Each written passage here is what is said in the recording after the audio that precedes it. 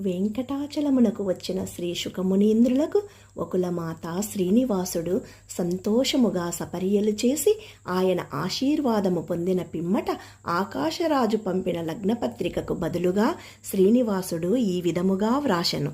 సకల సంపన్నుడు, సకల కళ్యాణ గుణములు కలవాడు, సుధర్ముని పుత్రుడు, ఆకాశరాజు అన్న పేరుతో నలుదిక్కులకు వ్యాపించిన కీర్తి కలవాడవు అయిన ఓ రాజచంద్రమా, నీకు ధనుర్ధారి అయిన శ్రీనివాసుడు నమస్కరించి వ్రాయు విన్నపము. మీరు వ్రాసిన పత్రిక నాకు సంతోషము కలిగించినది.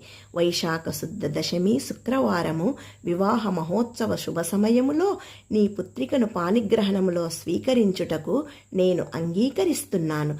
నీవు నీ ప్రియపుత్రికను నాకు ఇచ్చి గొప్ప కీర్తిని పొందగలవు అని శ్రీనివాసుడు తన శుభ అంగీకార పత్రికను శుకమునీంద్రునికిచ్చి ఆకాశరాజు వద్దకు పంపెను.